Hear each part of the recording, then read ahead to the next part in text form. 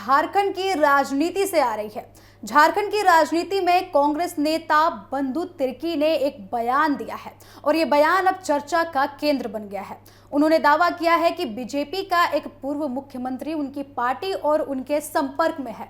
हालांकि उन्होंने किसी नेता का नाम नहीं लिया है। बंधु तिर्की इससे पहले भी कई बार ये कह चुके हैं कि बीजेपी के कुछ विधायक कांग्रेस और इंडिया गठबंधन के नेताओं के संपर्क में है। अब उनके नए दावों के बाद राजनीतिक माहौल और भी ज्यादा गर्मा चुका है। उनके बयान के बाद बीजेपी और कांग्रेस के बीच आरोप प्रत्यारोप तेज हो गए हैं। राजनीतिक जानकारों का कहना है कि अब तक बंधु तिर्की किसी नेता का नाम बताते हैं तब तक नेता जो है उनके दावे की पुष्टि नहीं मानी जाती है, लेकिन अभी उनके दावे की पुष्टि नहीं की जा रही है। लेकिन ये बताया जाता है कि जब भी ये नेता किसी का नाम लेते हैं तो वे दूसरी पार्टी में शामिल होने के उसके चांसेस होते हैं। कई विशेषज्ञ मानते हैं कि ये बयान राजनीतिक चर्चा का हिस्सा भी हो सकता है।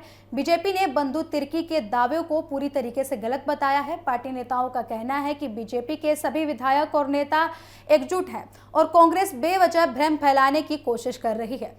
पूर्व सीएम बाबूलाल मरांडी ने भी इस पूरे मुद्दे पर सफाई दी है।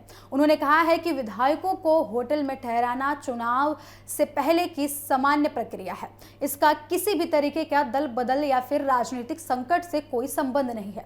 दरअसल झारखंड में राज्यसभा चुनाव होने वाला है। इसी बीच कांग्रेस ने दावा किया है कि कुछ बीजेपी के विधायक उनके संपर्क में हैं। इसके बाद बीजेपी ने अपने विधायकों को एक साथ होटल में ठहराया, जिससे राजनीतिक चर्चाएं और ज्यादा तेज हो गई हैं। राजनीतिक गलियारों में यह भी चर्चा उठ रही है कि एनडीए की एक हालिया बैठक में कुछ विधायक शामिल नहीं हुए थे। इसी वजह से विपक्ष को सवाल उठाने का मौका मिला है। हालांकि बीजेपी का कहना है कि इसके पीछे कोई राजनीतिक कारण नहीं था।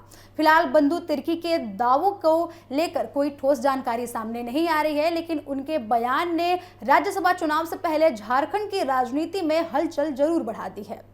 अब सभी की नजरें इस बात पर टिकी हुई है कि क्या कांग्रेस इस दावे से जुड़ा कोई नाम या फिर सबूत सामने लाती है या फिर नहीं।